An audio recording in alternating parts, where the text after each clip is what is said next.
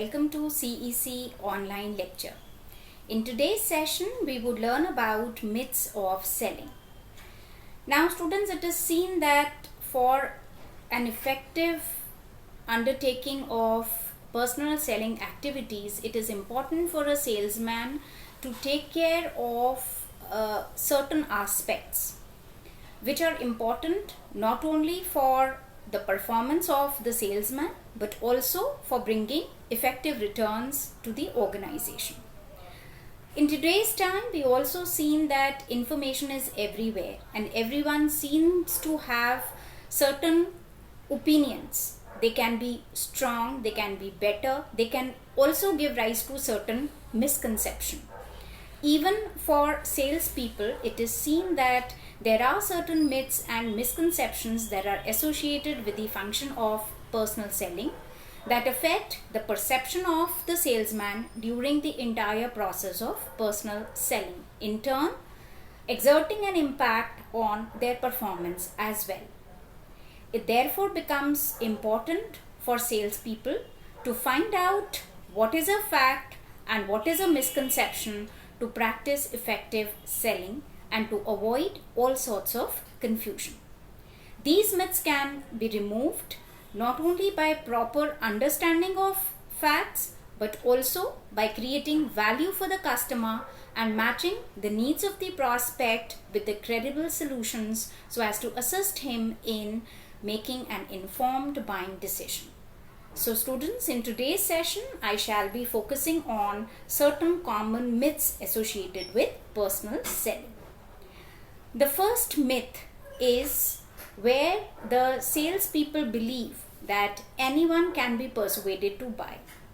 Now students, this may be true for impulse purchases where probably the consumer doesn't go for extensive information search and processing.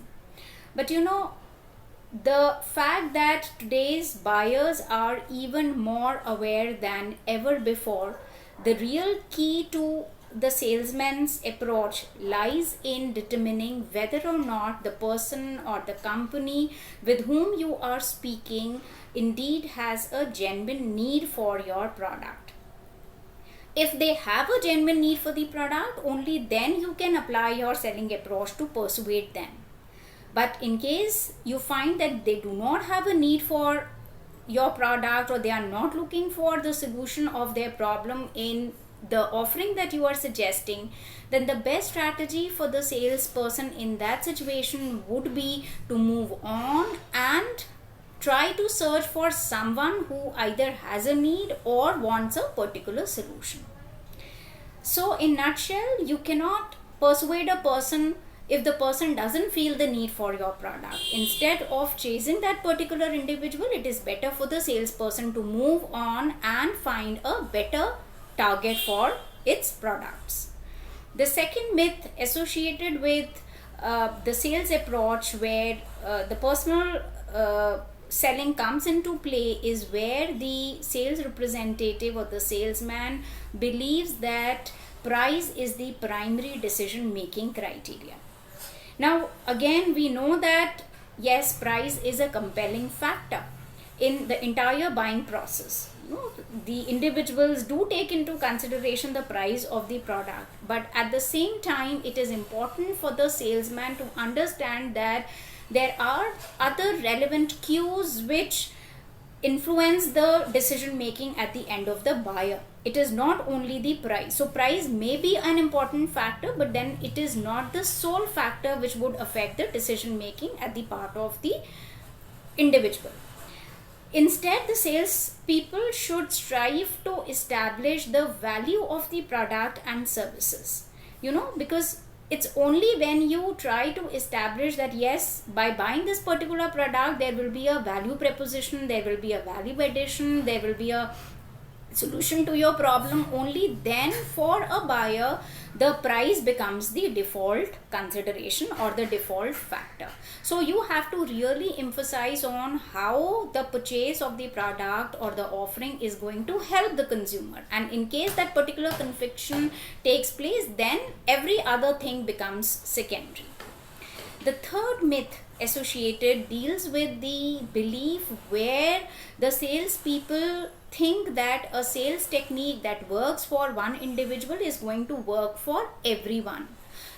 Every person has a unique personality. Every individual is distinct when it comes to their behavior, their attitude, their buying motives, their their temperament, their moods, and therefore it would be unreasonable for the salesman to assume that one size would fit everybody. So all the approach that you have tried and tested in the past, it is not necessary that it would continue to work and would continue to give you results for different individuals in similar way.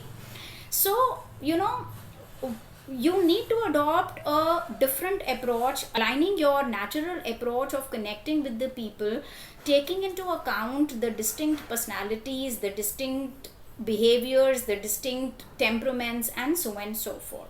So what we can learn from this misconception is that sales people need to adopt a technique whereby they would be able to integrate their natural style of selling along with the distinctiveness of a consumer in terms of his characteristics. The fourth misconception that is generally seen, which shrouds the overall performance of the salesperson, is the belief where they feel that they should close the sale as soon as possible. Now students, we do understand that there is a certain level of anxiety and apprehension in the mind of the salesmen in terms of believing that unless and until they bring the sale to a close at the earliest, probably they would be giving more time to an individual to ponder over his thoughts and to revisit his purchase decision. So they want to bring sale to a close as early as possible.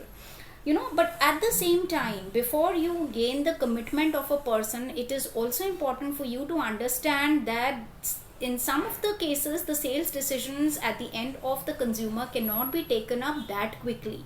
You may be facing a technical product, or there could be a complex buying behavior involved, or probably the need for it is not very clear for you, or probably the time is not right. So in those instances where the consumer is still making up his mind whether or not to go ahead with the purchase of the product, and you try to, as a salesman, you try to unduly rush him with his purchase decision, probably he will give you that kind of a transaction for once. But believe me, they are not going to come back, and in all probability they would also regret their decision afterwards, because this decision would have been made only because of the fact that you had rushed him in his decision making process. So you should not be doing, because doing such kind of a thing is actually going to cost you the loss of customer and probably the loss of goodwill also for the company in the long run. Another myth, which is myth number 5. This misconception deals with the understanding where the salespersons believe that they should be practicing everything and anything that they can in order to get to the sales. So they would resort to anything, even becoming manipulative in their interaction, trying to be aggressive in their sales approach, using high pressured selling technique only in order to meet their target, only in order to get the consumer say yes to the product. Now obviously this is going to win you a sale in the short run, but again, what is going to happen in the long run? The consumer is going to realize very soon that you had resorted to manipulative practices, and eventually you are going to lose such customer. So you should not be resorting to these kind of manipulative practices. Rather, you should be convincing the consumer how the use of the product that you are suggesting, or how the solution that you are suggesting in terms of the purchase of the product is really going to help him in solving his problem. It's only the conviction with the help of true and complete information that you would be able to close the sale, and that should be the approach the salespeople should follow. Another myth number 6, This is great salespeople are fast talking extroverts. What do we mean by this? Often it is seen that salespeople believe that if they want to win over the customers and their confidence, probably they should be very friendly with them. So, a relaxed and a casual approach of interacting with them and an overly friendly approach is something which is going to give them the customers. Probably this would be an approach that could work in short period for a little time, but very soon this is going to fizzle off. Why? Because the other person can make it out very easily that you are not genuine, right? So aren't we, like, as consumers, we are able to make out very clearly if the person doesn't sound real? Yes. So similarly, the consumer or the buyer would also figure it out very easily that you are just trying to sweet talk him into the purchase of the product, and he's not going to appreciate that. Instead, the salespeople should try to overcome this kind of a misconception in their mind by adopting a very professional approach to their dealing with the customers. Now, once the trust is there, once the information is there, once everything is in place, the consumer will automatically appreciate your selling technique. So lying with the customer and just developing a overly friendly attitude is not going to help the consumer in any way in getting the real solution to the problem, and therefore try to refrain from being overly friendly.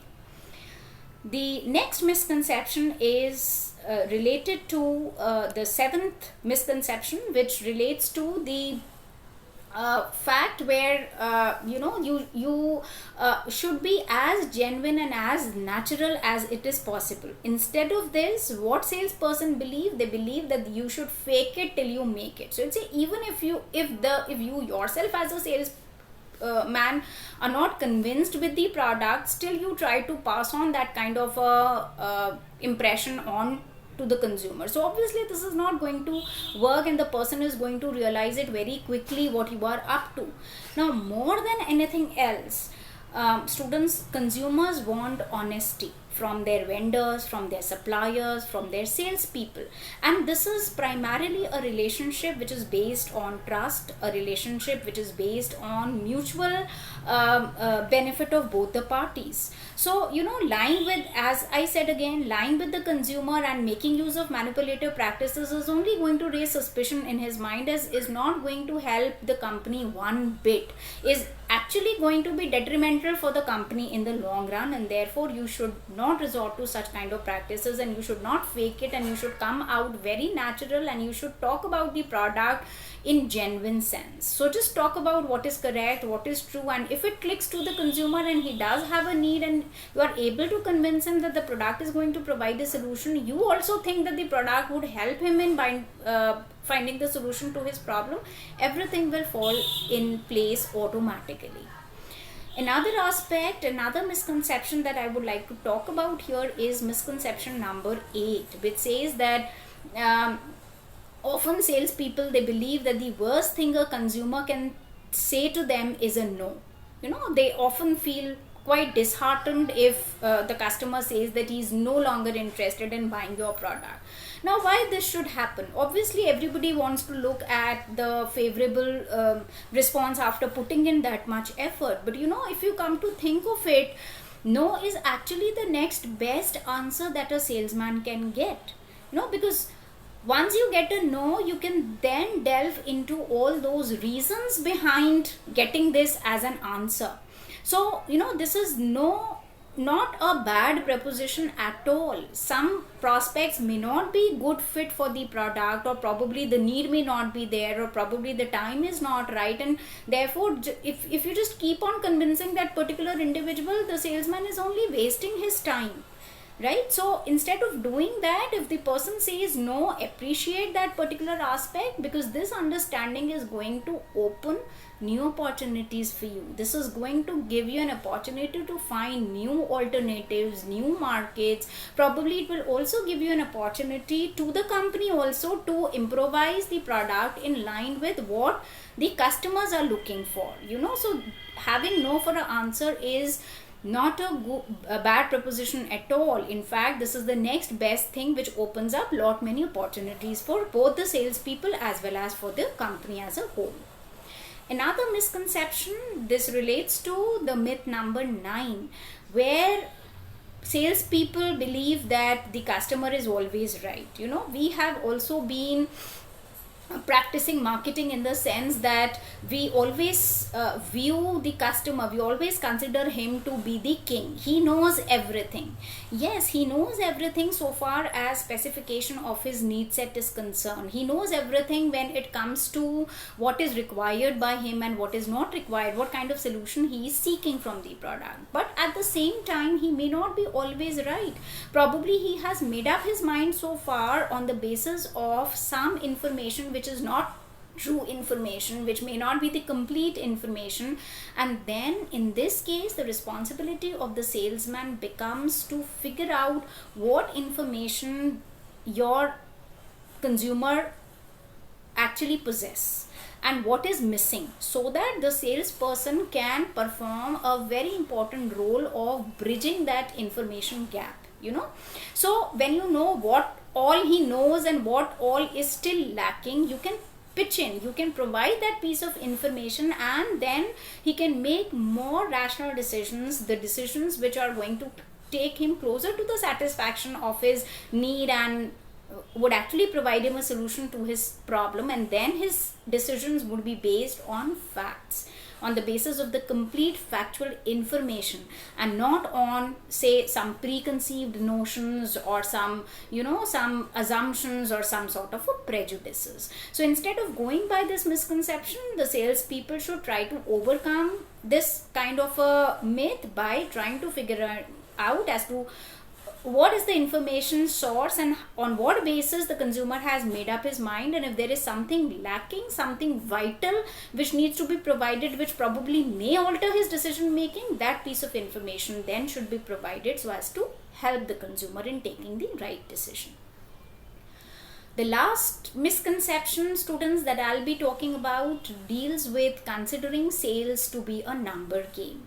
So the myth number 10, it talks about the false belief of the sales people, where they believe that sales in the quantifiable terms is something that is most important. So unless and until they are able to provide certain number of units sold, and they are able to provide, like, say, certain revenue to the organization, they are of no good.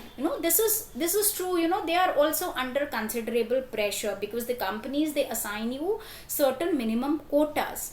But unless and until you have a very well crafted out list in front of you, and you start working according to that, salespeople might find themselves in a situation where they may not get adequate return on their efforts and return on their time invested.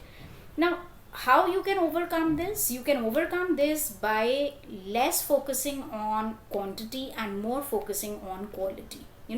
Though the numbers are important, but they are not the only thing which is important. The kind of quality of interaction that a salesman is going to have with the customer, the quality of the product that you would be suggesting him, the quality of the solution that you would be suggesting him, they play a far more important role in converting the prospect into a potential buyer, and not just the number. So this is not only the number game where you are chasing a certain number of units that you are expected to sell in a given week or in a given month. Rather, it has more to do with interacting with consumers in such a fashion and providing a solution to them in such a fashion that even if you are able to convert them into the buyers, they are the satisfied buyers, because such satisfied consumers are the ones who are going to spread a positive word of mouth.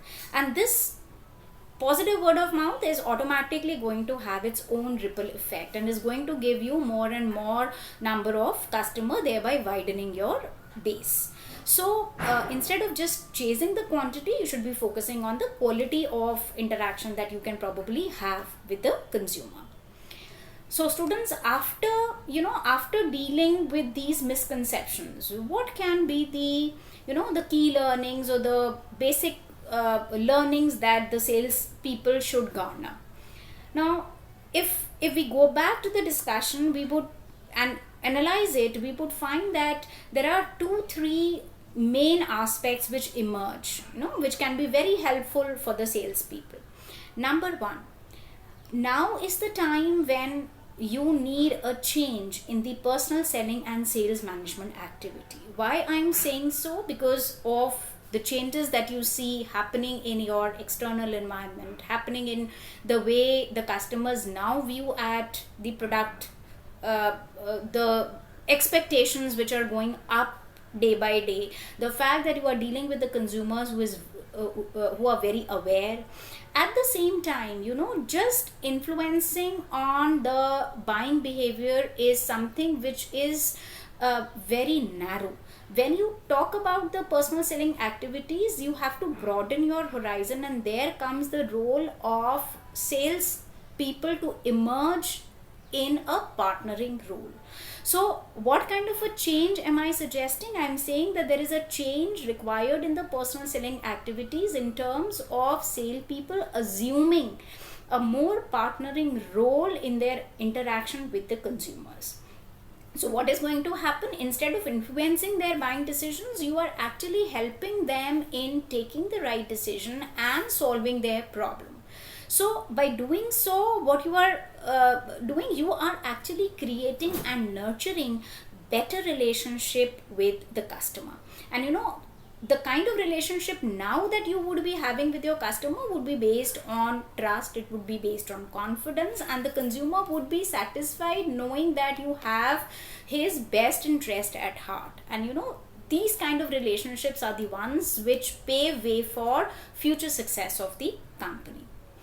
The second learning that we can derive out of like a discussion of these myths is the fact that the salesman should now stop their focus on short-term sales. It is one thing to have your focus on short-term sales and the revenue and the profits. Yes, some amount of profitability is required to keep you viable, but beyond that, you should be working towards a long-term perspective.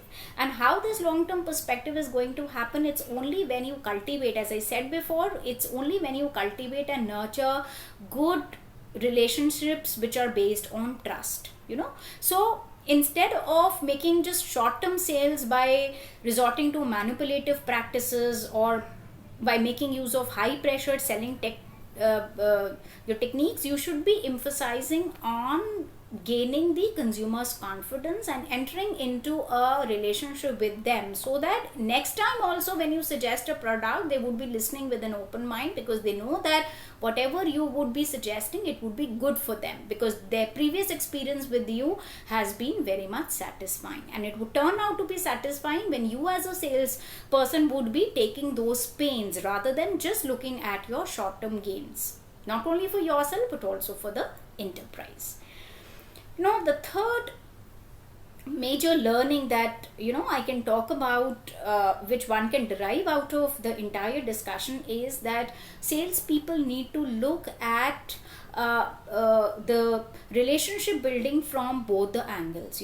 This, at the end of the day, the interaction that you would be having with the customer should result into a win-win kind of a situation for both the parties. Now, who all are involved in this? On one side, we have got the salesman, and on the other side we have got the customer.